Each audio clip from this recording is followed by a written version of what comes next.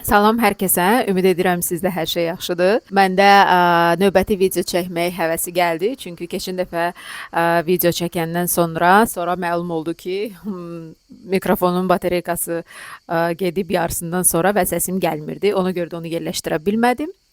Və indi bir mövzu var. O məni həvəsləndirdi bu videonu çəkməyə spontan.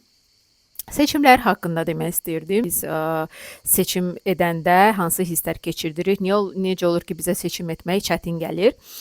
Bu yaxınlarda oğlumun ad günü idi, 2 yaşı olurdu və tort sifariş eləmişdim. Onun üzərinə şəkil olaraq maşın fikirləşmişdim. Ya da maşın formasında tort fikirləşmişdim və oğlumdan soruşdum ki, sən hansı şəkli istəyirsən, hansı formanı istəyirsən?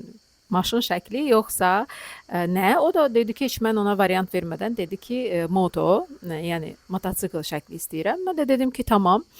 В общем, tortu motosikl şəkli ilə sifariş elədim.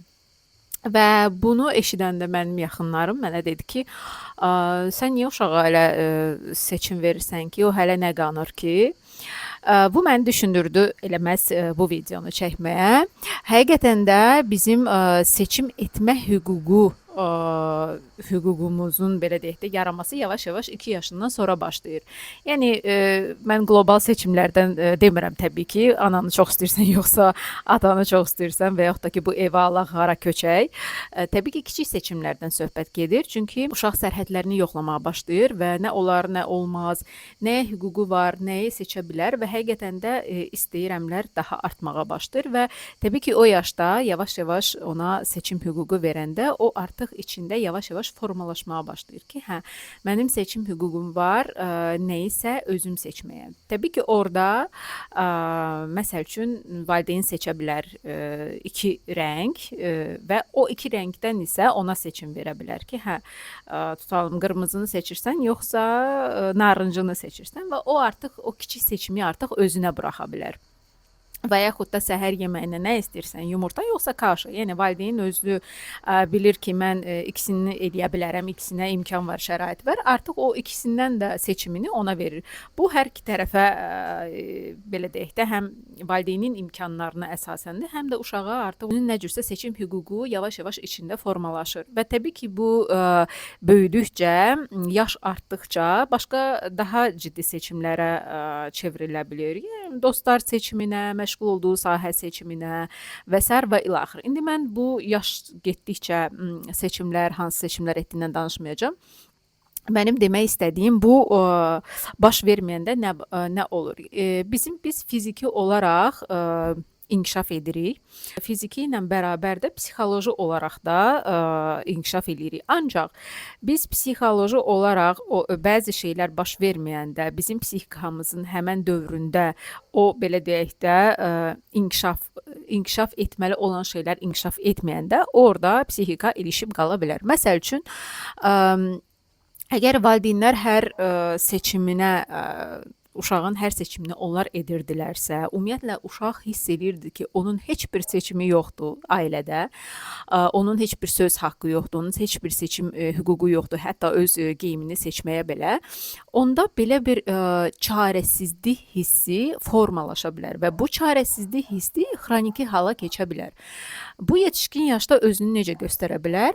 İnsan seçim arasında qalanda ona elə bir təəssürat yarana bilər ki, onun seçimi yoxdur. Yəni o çıxılmaz vəziyyətdədir. Məsəl üçün hansısa bir münasibətdə olanda deyə bilər ki, mən nə edə bilərəm ki, mən başqa variantım yoxdur və yaxud da hansısa bir işdə onu qabağa getmirsə və bunu ona heç kimsə də eləmirsə də, onda belə bir rusların bir sözü var, ощущение, belə bir hiss yarana bilər, daxili hiss, xarici yox.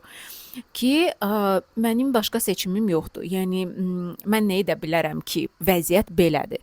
Hərçənd ki, halbuki vəziyyət tamamilə, yəni reallıq tamamilə daxili reallıqdan fərqli ola bilər.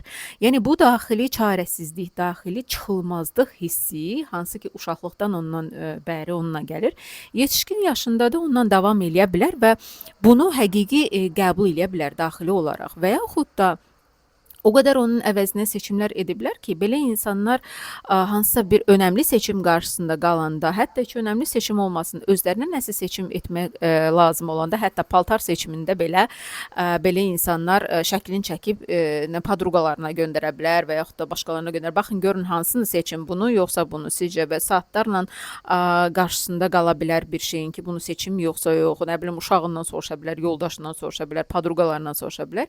Özündə daxili belə deyək də dayaq olmaya bilər ki, mən bunu seçirəm. Və gözləyə bilər, önəmli qərarlar olanda isə gözləyə bilər ki, kimsə gəlsin onun yerinə desin ki, sən bunu belə elə. Məsəl üçün, elə bir sanki kimsə onun əvəzinə qərar verməlidir, kimsə ona okeyləməlidir ki, gedə bilərsən, elə bilərsən, mən sənə okey verirəm. Çünki daxili o seçim hüququ onda yoxdur, onu hiss eləmir. Öyrəşibdir ki, çarəsizlik hissinə və öyrəşib ki, onun əvəzinə kimsə başqası edir. Ona görə də uzun illər gözləyə bilər ki, kimsə gəlsin onu hansısa çətinlikdən qurtarsın, kimsə hansısa bir möcüzə baş versin və o vəziyyətdən çıxsın. Yəni belə bir hiss keçirdə bilər, təəssüf ki. Yəni bunu insan təbii ki, bilərəkdən eləmir. Bu beləcə uşaqlıqdan daxildə formalaşan bir hissdir. Adətən bu seanslarda üzə çıxır.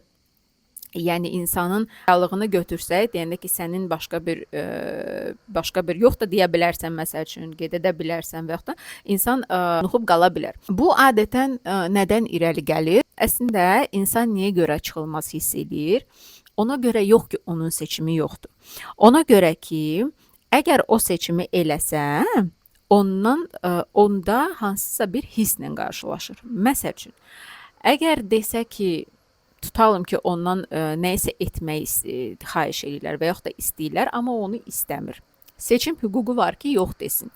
Amma onu deyə bilmir. Niyə deyə? Ona görə yox ki, deyə bilmir ki, seçimi yoxdur. Ona görə ki, əgər onu desə, onda daxili təşviş qalxa bilər. Ola bilsin ki, bu təşviş özünü günahkarlıq hissinə irəli gəlir də. Əgər mən bunu etməsəm, deməli mən pis insanım. Ola bilsin ki, bu utanc hissindən irəli gəlir, özünü nə cürsə pis biri kimi hiss etməməyə. Ola bilsin ki, bu qorxu hissindən irəli gəlsin. Ki, əgər mən bunu etməsəm, məni tərk eləyərlər, ümumiyyətlə məndən danışmazlar və yaxud da mənlə münasibəti davam etdirməzlər. O hiss nə hissdirsə, onunla üzləşmək, onunla başa çıxmaq daha qorxulu gəlir, daha çətin gəlir, nəinki illərlə hə demək. Və yaxud da insan düşünə bilər ki, mən başqa sevmədiyi bir şeyi seçə bilər və deyə bilər ki, mənim başqa seçimim yoxdur ki, onsuz da mən başqa kimi istəyəcək ki, yəni belə bir inanc ola bilər ki, istəmədiyi münasibətdə qala bilsin. Bu ondan irəli gəlmir ki, onun başqa seçimi yoxdur. Bu ondan irəli gələ bilər ki, ona görə ki, insan düşünür ki, mən sevgiyə layiq deyiləm. Yəni məni kim sevsin ki, bundan sonra mən təzədən nə münasibət qura bilərəm ki, bundan sonra və say və ilaxır. Bu siyahını uzatmaq olar. Və sonda gəlin dediklərimi yekunlaşdırım. 1. Bizim seçim etmə hüququmuz uşaq vaxtı yaranır. Bunu uşaq vaxtından bizə yavaş-yavaş dozasını artıraraq verilir ki, bizim içimizdə o formalaşsın ki, biz seçim edə bilərik. 2. Əgər insan hiss edirsə ki, seçim hüququ yoxdur, bu onun seçim hüququnun olmamasından irəli gəlmir. Yəni variantının olmamasından irəli gəlmir. Bu ondan irəli gəlir ki, o seçim nə seçimdirsə, onu etsə, orada hansısa hisslə rastlaşacaq. Orada nəsə olduğunu düşünür ki, o ona daha qorxulu gəlir. Nəinki hal-hazırda etdiyi şey, hal-hazırda olduğu vəziyyət. Yəni o dərəcədə ona qorxulu gələ bilər. Və hətta sonda bir söz deyim. Hətta ola bilsin ki, siz o seçimi etməyəsiniz. Ancaq o seçimin hüququnuzun olduğunu bilmək belə insanı sakinləşdirə bilər. Ola bilsin ki, siz münasibətdən çıxmayasınız. Ola bilsin ki, siz işinizi dəyişməyəsiniz. Ola bilsin ki, siz ölkənizi dəyişməyəsiniz. Ola bilsin ki, siz nəyisə atqaz eləməyəsiniz belə. Ancaq onu edə bilmə hüququnuzun olduğunu bilmək daxildə ki, mən istəsəm onu edə bilərəm. Buna mənim haqqım var. Buna mənim hüququm var. Mən istəsəm bunu edəcəm. O artıq sizə sakinlik verir. Mən yadımdadır, ölkəni tərk eləyəndə, İtaliyaya gələndə, mənim yadımdaydı ki, çox məbləğdə pulla gəlməmişdim və mən bilmirdim ki, məni nə gözləyir, amma belə bir seçim eləmişdim ki, mən yenidən başlayıram, yenidən oxuyacağam, yenidən yeni bir həyata başlayacağam. Və bu qeyri-müəyyənlikdə hansı seçimin olmasını bilmək mənə daxili rahatlıq verdi. O ki, əgər heç alınmasa belə, əgər heç universiteti bitirə bilməsəm belə, mənim yenidən geriyə dönmək, qaldığım yerdən davam etmək seçimim var. Yəni olmasa belə, olsa elə, yenə də davam edib olduğum yerdən davam edə bilərəm. Bax bu hiss, bu seçimin olması mənə imkan verdi ki, mən o biri seçimdə daha önə gedə bilim.